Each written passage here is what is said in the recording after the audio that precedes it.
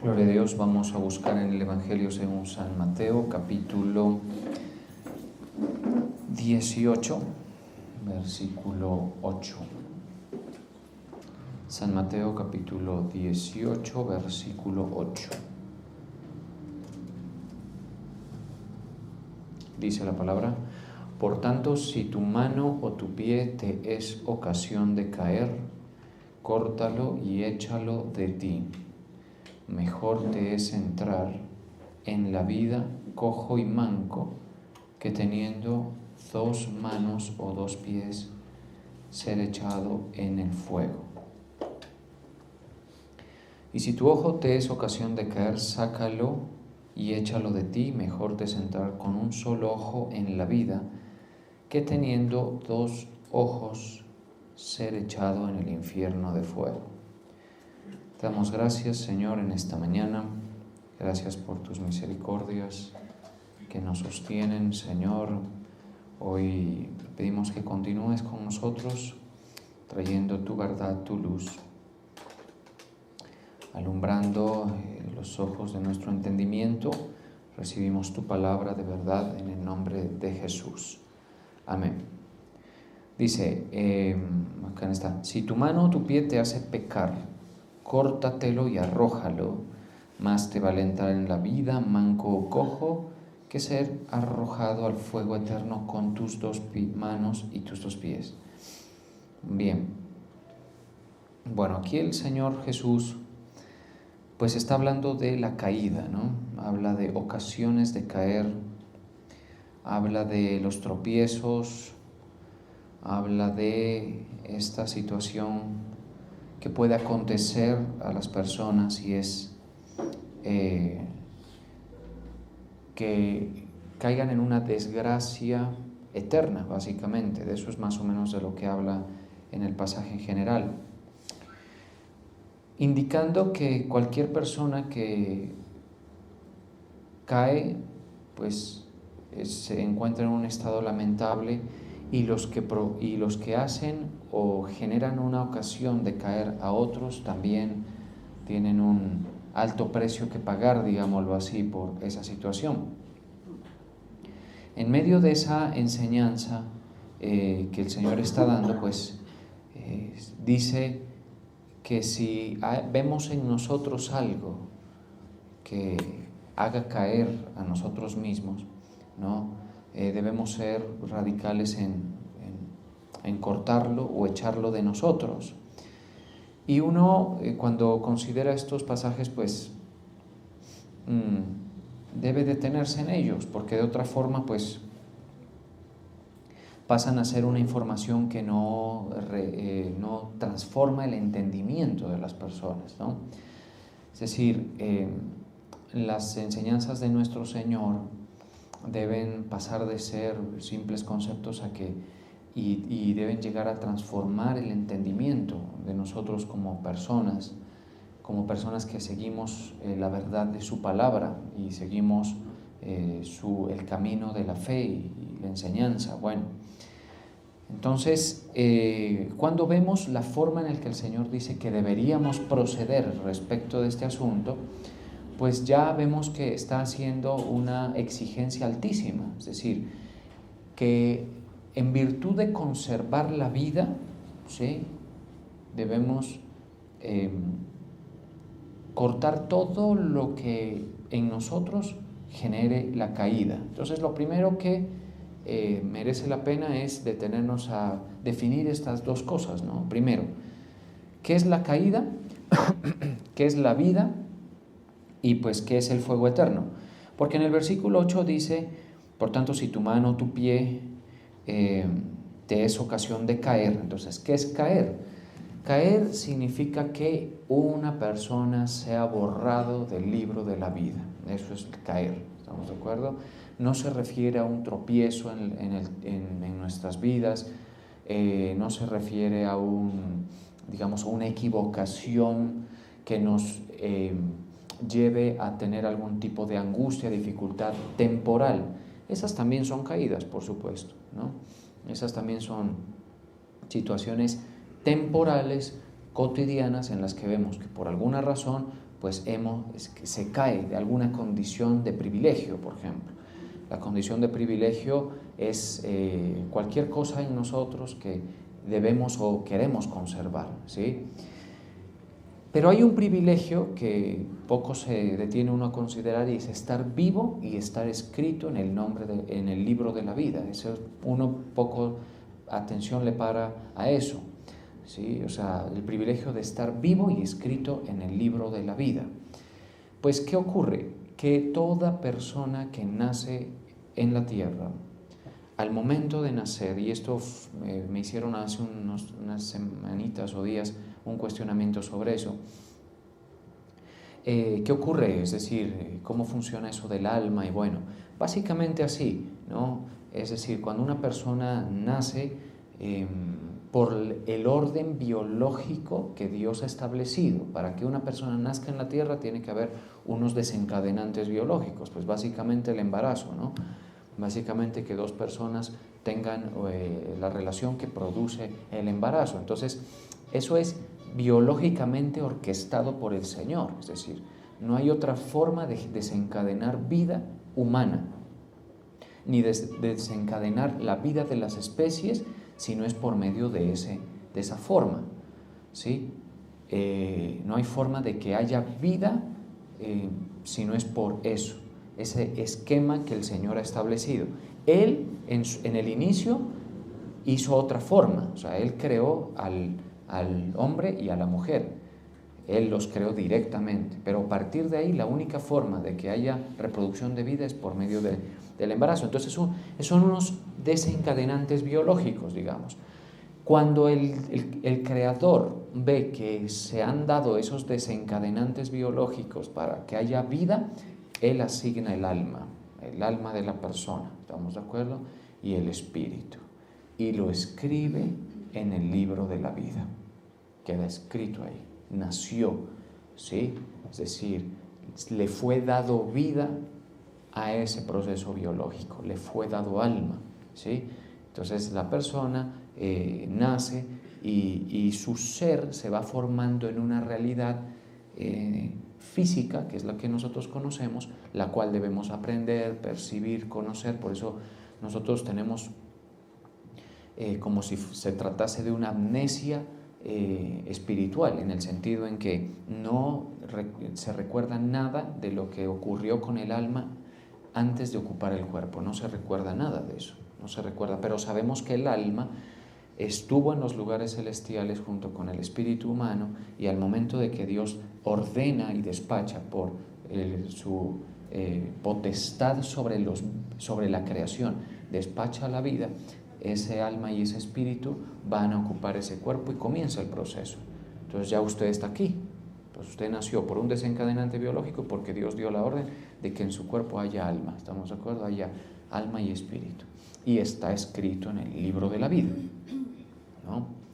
Entonces, caer en ese sentido sería llegar a una situación en esta experiencia vital que tenemos, en el que el Señor borre el nombre del libro de la vida, ¿sí?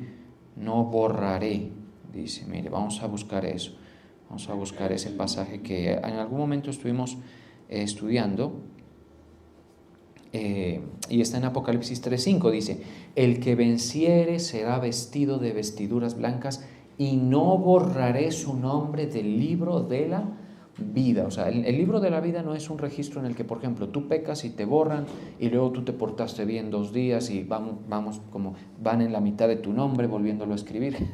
¿Estamos de acuerdo? Y de repente, bueno, tú entras, sales como de eso, y seguramente si el Señor, que seguramente tiene, ¿no?, sus oficiales, sus secretarios y todo eso, eso sería un caos. O sea, anótenmelo, sáquenmelo, sáquenmelo, según lo que nos estemos portando, porque nosotros nos portamos bien y nos portamos mal, esa es la verdad. ¿Estamos de acuerdo?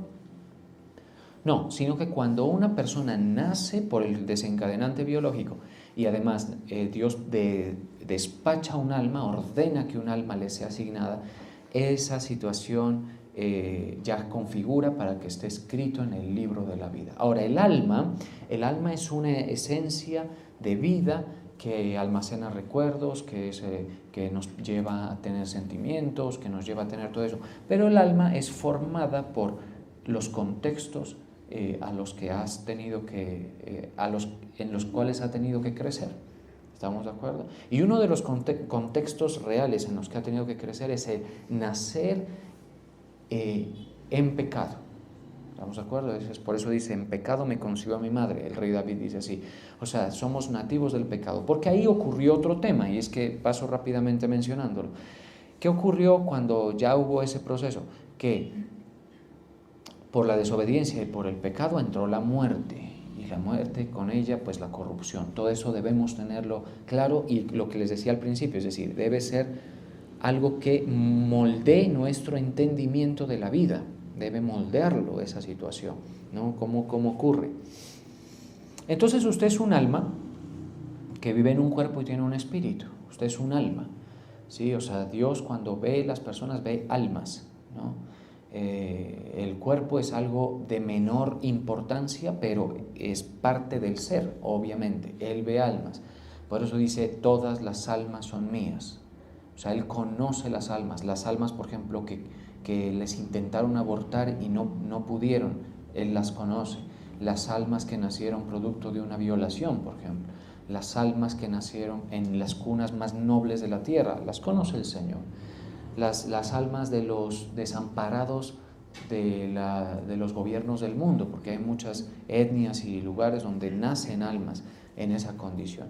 Esas almas están en esa condición en la que nacen, y su contexto de tinieblas les forma, ¿no? Nacen en tinieblas y se mantienen en tinieblas durante años. Por eso, por ejemplo, uno ve unas tribus que se mantienen adheridos a unos rituales, pues nada menos que escalofriantes, ¿no? Como las tribus africanas.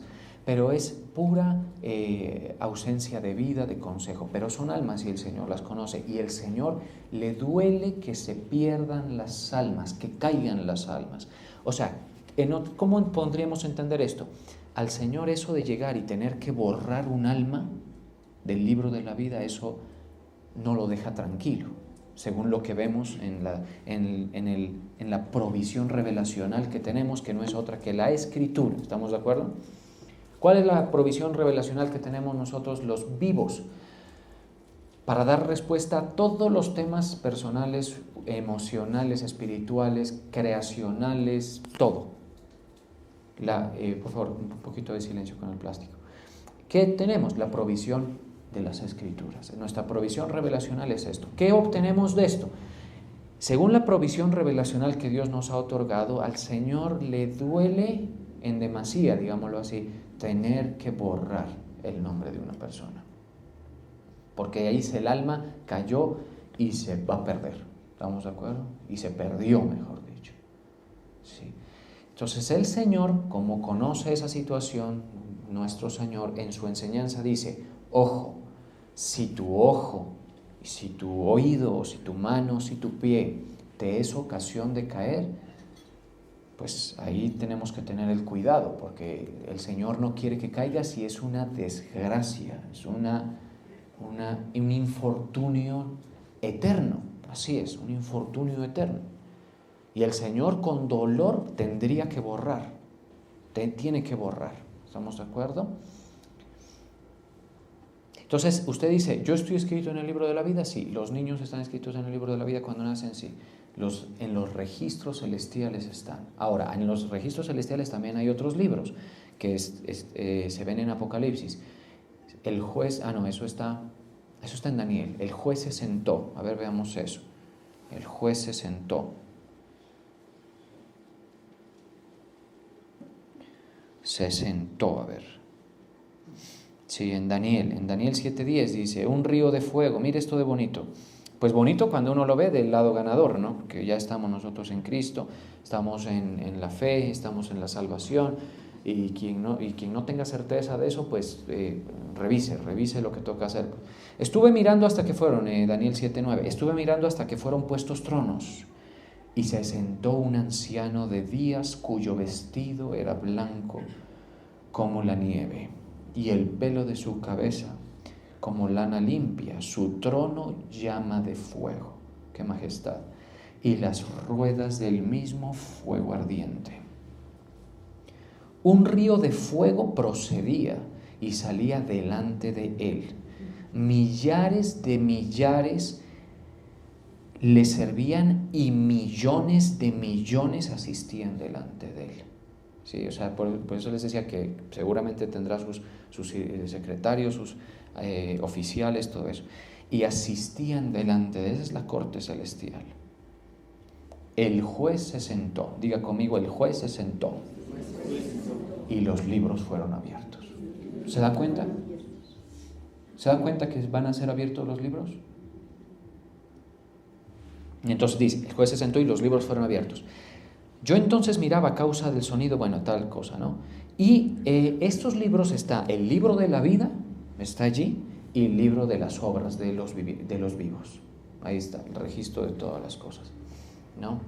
De lo que ha acontecido, ¿no? Así como nosotros acá en las notarías y en las registradurías tenemos nuestras situaciones, que si se casó, pues registro, que si compró, registro, que si una cosa, registro, así, pero a nivel celestial, ¿estamos de acuerdo? El problema aquí es que en la justicia de Dios dice, mintió, dice, miró con codicia, deseó la mujer del prójimo, ultrajó a sus padres, desobedeció. Sí, el problema es ese, ¿estamos de acuerdo? El problema es que ahí surge.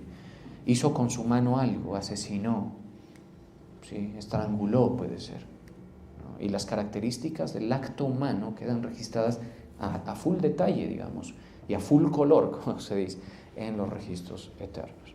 Y ahí queda. Por eso es la mano, el pie, el ojo o el oído, ¿estamos de acuerdo? Oyó, dijo, habló, hizo. ¿Estamos de acuerdo? Entonces, el juez se sentó y los libros fueron abiertos. Cuando se abren los libros, la situación es que el Señor abre el libro de la vida y busca.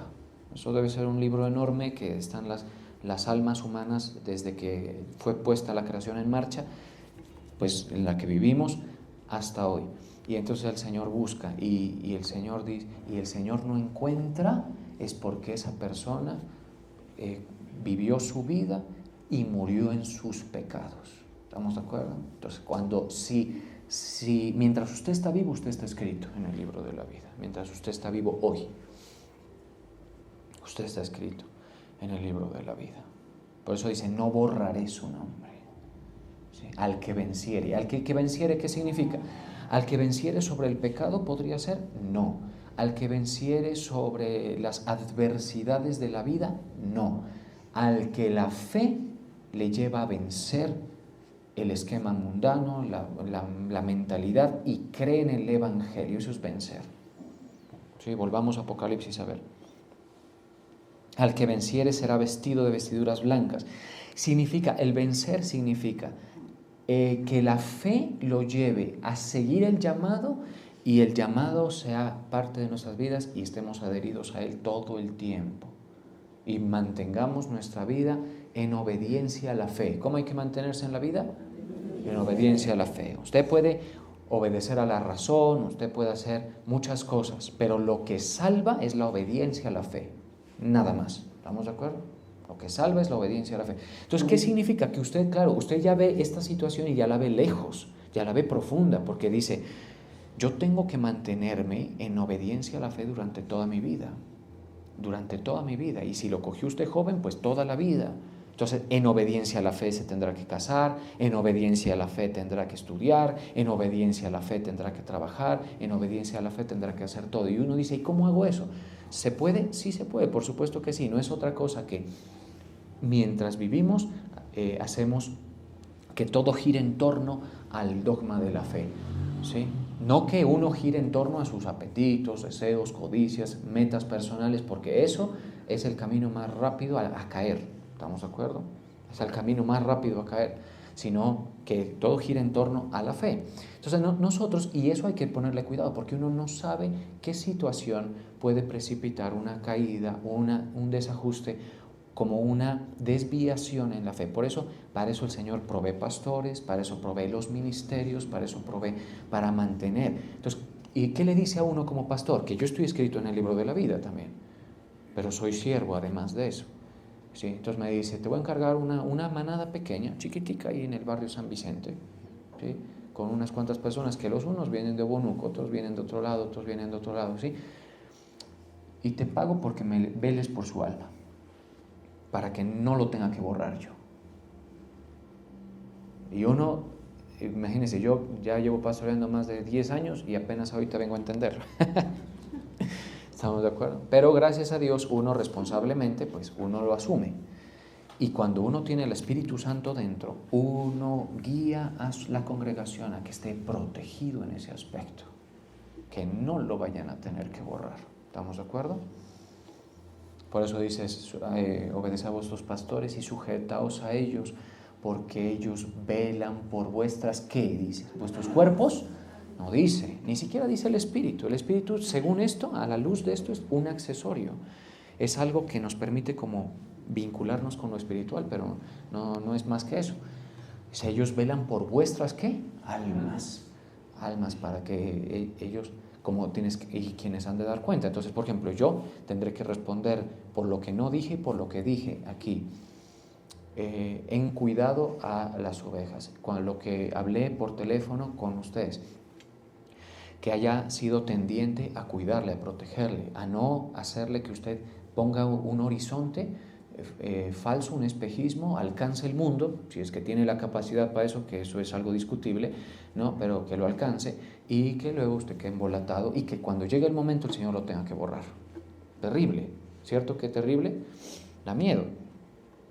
Ahora, el Señor lo que está diciendo es todo ese planteamiento está en el concepto de caer, la vida y el fuego. Entonces volvamos acá a Mateo, donde dice, si es ocasión de caer. Entonces caer sería básicamente ser borrado, ¿no? Por eso dice, córtalo y échalo de ti. Entonces, el Señor lo que está haciendo es haciéndole entender que el valor de mantenerse en la condición de vida espiritual es algo que debe, o sea, justifica cualquier pérdida. Eso es, ¿no? O sea, uno es que no hay ni el primer ser humano que se ha cortado un ojo ni una mano, lo ha echado de sí mismo porque es pecaminoso. No se puede. Lo que el Señor quiere es hacernos ver que bien vale cualquier desprendimiento y bien vale cualquier, digamos, eliminación, digámoslo así, de cualquier cosa en virtud de no perder la vida. Ahora, hay las situaciones que ya en el punto en el que estamos, usted ya es un pecador. ¿Estamos de acuerdo? O sea, su ojo ya pecó. ¿Sí? ¿Cierto que sí? ¿O no? ¿Lo convenzo mejor? Su oído ya pecó. ¿Sí? Por eso decimos, ven, contame lo que dijo tal cosa. ¿Sí? Aquí calladito, ¿sí? ¿Sí? Es para no más de alimentar. ¿Sí? Y el oído es inclinado es a la mentira. El oído es inclinado al engaño, el oído se inclina a la concupiscencia. Eso es lo que llama la atención a lo oscuro. Esa es la verdad. ¿Sí? ¿Sí? Ahora, su mano ya pecó, o no es así cuando nosotros, por ejemplo, hemos robado, quizá. O quizá, si usted dice, no, yo jamás. Bueno, quizá usted ha tenido un comportamiento indebido de índole sexual, haya pecado. Cuando usted de pronto ha confeccionado un falso testimonio y ha usado sus manos para ello. ¿Sí? Cuando usted ha sustraído, bueno, eso, mejor dicho, eso es una larguísima lista de opciones y posibilidades. ¿Qué diremos de cuando yo cuando he hecho cosas como, por ejemplo, el agredir a alguien, o por ejemplo a un no nacido, o en el aborto? Eso es como coger la mano y ensuciarla de la sangre inocente. ¿Estamos de acuerdo? Es una cosa atroz, es una cosa fea y espantosa que se hace en la tierra. ¿Sí? Por eso los médicos cristianos tienen una dificultad grande, y es que si en algún momento eso se aprueba, ellos tienen que resistirse a eso, porque si no hacen parte del asunto. Durísimo esa situación. ¿Sí? Ahora, ¿qué pasa? Nosotros ya estamos en esa situación. O sea, que si nos ponemos con eso, pues uno no queda sino que, ¿qué se da? Ni los huesos no quedan. Porque el que peca no es tanto el ojo, sino el alma peca. el alma. O sea, lo que el Señor nos está diciendo es, no hay forma de que tú te saques un ojo, que tú lo eches de ti, sino que lo que te trata de poner la idea es, no pierdas la vida, no la pierdas, ¿sí? Eso significa restringir al máximo la práctica de pecado, pero tú te vas a dar cuenta de algo si eres honesto, y es que el problema es que tú eres el pecador, no tu mano, ni tu pie, ni tu ojo, ni tu oído. Tú eres, lo tienes dentro, es tu mente. Entonces, ¿cómo haces para librarte o desprenderte de tu esencia? Sí, por eso es que usted, en su meditación, uno es pecador en la meditación. Esa es la verdad. Sí, entonces el Señor, muy lindo que es y muy bueno que ha sido con la humanidad, dijo, yo voy a darles algo que sea propiciación por sus pecados, para no tenerlos que borrar. Ese es nuestro Señor Jesucristo. Estamos de acuerdo que murió cargando su pecado, cargando mi pecado en la cruz, sufrió lo que nosotros deberíamos sufrir. ¿Qué sufrió? Sufrió el abandono. Por eso es que en esta expresión Eli, Eli, lama sabactani, creo que es, ¿sí? A ver si lo ubicamos. Permítame. La expresión esa pues no es otra cosa que dice, mire, porque ¿en qué idioma es que es eso? Creo que hay un evangelio que lo refiere, ¿no? No sé si es arameo, creo, bueno, pero alguna de esos idiomas es. En Marcos dice, a la hora novena Jesús. Esto es lo que le pasa a un alma cuando mueren los pecados, cuando es borrada. Mire, a la hora novena Jesús clamó a gran voz diciendo, Eloi, Eloi, lama sabactani, que traducido es, Dios mío, ¿por qué me has desamparado? Eso es lo que siente el alma cuando mueren los pecados. Y ese abandono de Dios, que es la fuente de vida, la fuente del gozo, la fuente de todo, es devastador. Entonces, ¿qué hizo el Señor? Le volteó la cara a su Hijo, porque claro, llevaba el pecado mío y el de todo el mundo más, ¿no? De todos los que íbamos a creer en Él. ¿Sí? Le voltea la cara. Ese es caer, eso es caer. ¿Sí? ¿Y cuál fue el lugar donde el Señor fue ahí? El infierno. Fue al infierno. ¿Sí? Lo que pasa es que en el caso de Dios, el Señor, el juego es, sufre, padece todo, porque dice, por cuanto padeció, aprendió la obediencia. Sí, sufre, padece y todo, pero Él, nadie le quita la vida. Él la entrega y la vuelve a tomar. ¿Estamos de acuerdo? Por eso dice, por eso me ama mi Padre. Vamos a ver eso.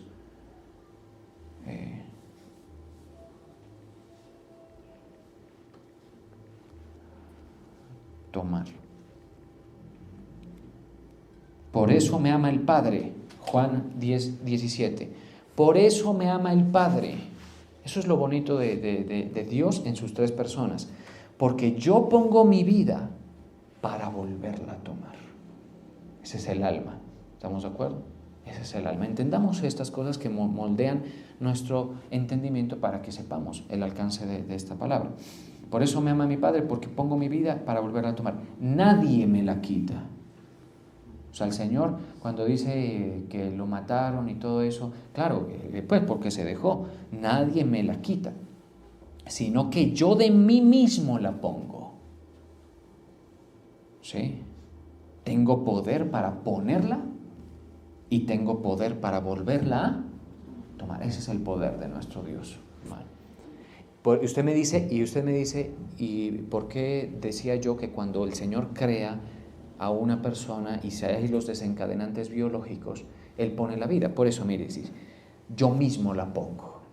El Señor pone en marcha el proceso que usted conoce como vida. Eso es. Por eso está vivo, por eso usted conoce, siente todo eso. Eso es porque Dios la puso, la vida suya. Porque si puede ponerla de Él, pues obvio pone cualquiera más, ¿me entiende?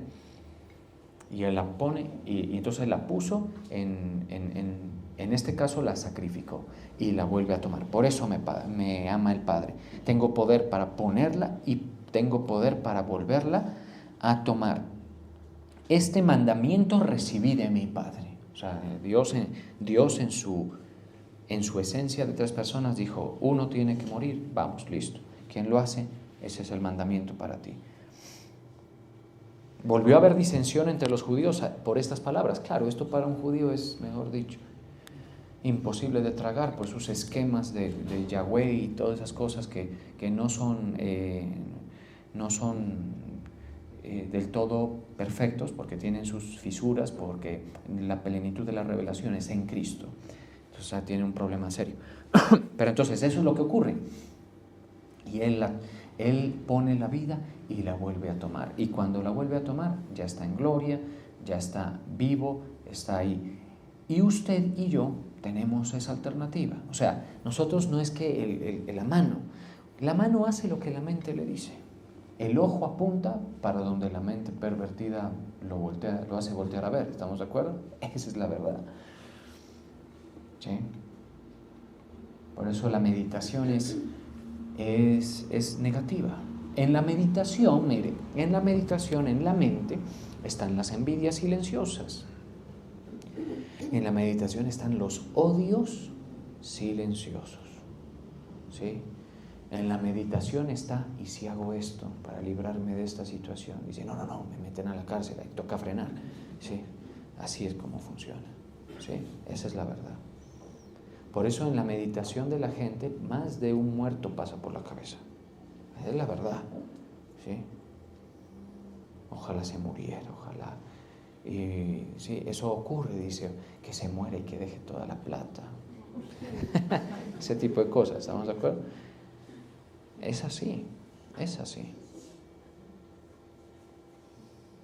Usted me dice, pero usted, ¿por qué no nos deja tranquilos? Hola, todo el tiempo tratándonos de convencer de que... Porque a mi interés es que usted no se ha borrado, ¿estamos de acuerdo? Ese es mi interés. Luego que entre en la novedad de vida, por supuesto, pues que no puede entrar en la novedad de vida si no ha entendido esto.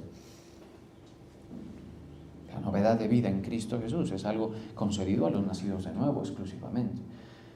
Sí. Entonces, ¿qué pasa? El Señor, ¿en qué área está muerto el ser humano? Está muerto en su espíritu está muerto, su alma está viva y está anotada en el libro de la vida, está escrita.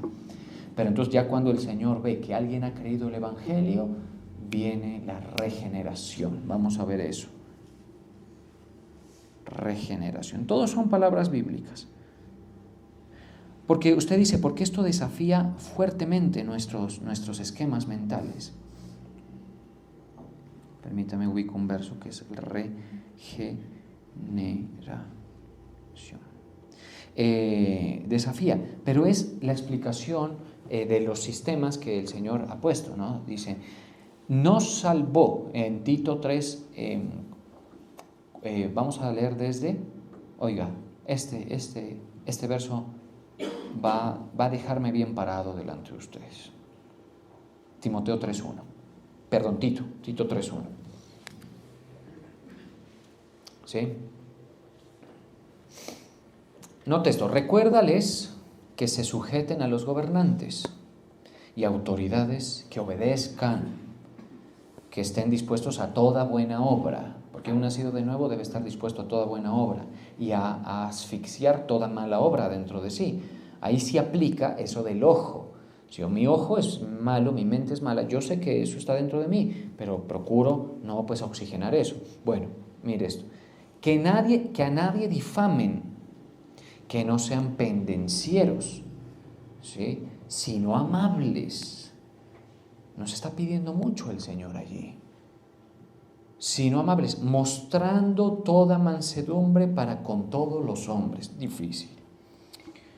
Porque nosotros también, ¿qué dice? Éramos en otro tiempo insensatos, rebeldes, extraviados. Eso es, nosotros éramos insensatos, rebeldes, extraviados, esclavos de concupiscencias y de deleites diversos. Y eso cuando dice éramos, es una, como dice, toma de conciencia de que nuestra condición espiritual ha cambiado, pero nuestro cuerpo sigue siendo eso. y nuestra alma también. Su alma sigue siendo extraviada, esclava de concupiscencias y de deleites diversos, viviendo en malicia y envidia. La vida de la gente, en malicia y en envidia. ¿Estamos de acuerdo? Aborrecibles y aborreciéndonos unos a otros. Pero cuando se manifestó la bondad de nuestro Salvador, presta atención, y su amor para con los hombres, ese es el amor de Dios, nos salvó. No por obras de justicia que nosotros hubiéramos hecho, sino por su misericordia, por el lavamiento, presta atención a esa expresión, por el lavamiento de la regeneración. Entonces, ¿qué ocurre? Cuando usted cree el Evangelio, si ha tenido la fe para creer el Evangelio, el Señor regenera su espíritu. Ahí comienza usted una nueva intención. Ya usted busca al Señor, ya usted advierte de sí mismo lo que está mal, ya usted incluso advierte en el ámbito exterior lo que está mal en la sociedad, todo eso, y lo rechaza. ¿Por qué? Por la regeneración. Entonces usted va a tener en su cuerpo ese ojo malicioso, esa mano maliciosa y su espíritu regenerado. Ahí va a haber el conflicto, ¿estamos de acuerdo? Por eso dice el apóstol Pablo, pero veo otra ley en mis miembros. ¿Sí? Entonces, esto al entenderlo, se avanza muchísimo. Usted avanza muchísimo cuando entiende esto. Vuela en otro nivel. Le llega la nueva vida en Cristo muchísimo mejor. Una de las cosas, por ejemplo, que se obtiene de entender esto es que se santifica usted para el Señor. Porque si fuimos hechos libres del pecado, es para ser siervos de Dios. Se avanza demasiado en este punto. Estas son las cosas del reino, que al ser creídas y aceptadas y atesoradas, producen añadiduras, producen avance en muchos aspectos. Y por la renovación en el Espíritu Santo. Entonces, todos son conceptos bíblicos los que les hablo. ¿Qué ocurre allí? Ya usted se va a dar cuenta que su mano, que no es otra que usted mismo, pues, ¿no?, va a pecar, va a buscar eso. Entonces, ¿qué dice? Córtala. El Señor no nos está diciendo esto en realidad para que pues haya la expectativa de que alguien lo haga. Lo que está diciendo es esto, mire. Vamos a regresar ahí a Mateo. Al pasaje que... Sí, a Mateo 18. Por tanto, si tu mano y tu pie te es ocasión de caer, córtalo y échalo, porque mejor te es entrar en la vida. La idea es mantenerse en la vida. ¿Sí? ¿Y eso qué es? Que cuando el alma, cuando el cuerpo muera, usted se mantenga en la vida. ¿Sí? Mejor te es entrar en la vida, cojo o manco, que teniendo 2 manos o 2 pies ser echado en el fuego eterno. Entonces, lo otro es ser echado en el fuego eterno. ¿A quiénes les ocurriría eso? A los que cuando mueren no tienen sustituto. ¿Me escucharon, iglesia? Pero usted no es de eso, porque usted ya creyó en que Cristo le sustituyó, ¿cierto? Y que usted no va a poder dejar de tener esa mente codiciosa. Por eso el Señor prohíbe juzgar a los demás. Y se los voy a demostrar, pues por supuesto, como es mi deber. Juzgar a los demás. Lo tiene prohibido el Señor, ¿no? Mateo 7:1. No juzguéis para que no seáis juzgados, porque con el juicio que juzgáis seréis juzgados y con la medida que os medís os será medido. ¿Y por qué miras la paja que está en el ojo de tu hermano y no echas a ver la viga que está en tu propio ojo? ¿O cómo dirás a tu hermano, déjame sacar la paja de tu ojo y aquí la viga en el ojo tuyo? Hipócrita, saca primero la viga de tu propio ojo. El problema es que la viga no es una cosa que uno diga... O sea, para que nosotros saquemos la viga que hay en nosotros, prácticamente tenemos que ser reconstruidos. Así es la cosa. O sea, el pecado está en el aspecto más interno de la persona. Entonces el Señor dice, tú no ves bien y nosotros no vemos bien. Esa es la verdad, ¿no? Con mucho esfuerzo y asistencia del Espíritu Santo podemos ver mejor y juzgar mejor las cosas. Por eso dice que el hombre espiritual juzga todas las cosas, pero él no es juzgado por nadie. Mire este detalle, ¿no? el hombre que anda en el Espíritu. Pero, atención a esto, pero uno no termina de ser un buen juez de todas las cosas, ni de uno ni de los otros, ¿sí? Por eso es que el enemigo gana mucha ventaja con eso, porque el juicio de las personas es incompleto, es, digamos, insuficiente en su observación, ¿sí? Por eso es que nosotros todos los problemas los vemos fuera de nosotros y rara vez echamos a ver realmente aquello de lo nuestro que es nuestro aporte o nuestra cuota a algo que está mal. Nosotros dice, y se los demuestro con esto, decimos que cambie, que el mundo, este mundo, ¿cómo va? Si tú eres parte del vicio, ¿estamos de acuerdo? Tú y yo somos parte del asunto. Uno quiere que cambien las cosas fuera, en el hogar, en el gobierno y todo. Si uno hace parte de lo que vicia el ambiente, si uno hace parte de lo que perjudica, ¿estamos de acuerdo? Uno hace parte, esa es la verdad. Por eso es que se quieren ver muchos cambios, pero muy poca gente, eso sí es muy escaso, echa a ver lo que hay que hacer uno. ¿Sí? Por eso si en el matrimonio hay problemas, pues hay que ver lo que tiene que hacer uno, ¿no? Porque uno más de ahí no puede. Lo que uno tiene que hacer, ¿sí? Y así en general, a la luz de la palabra, pero nunca se ve bien. Por eso dice acá, dice, entonces verás bien, hipócrita, saca primero la viga de tu propio ojo. ¿Y qué pasa si no es mi ojo, si soy yo entero el que estoy afectado? Nunca voy a poder juzgar bien a mi prójimo, nunca voy a poder juzgar bien a mi semejante, nunca tendré un juicio real, objetivo y digamos, prudente.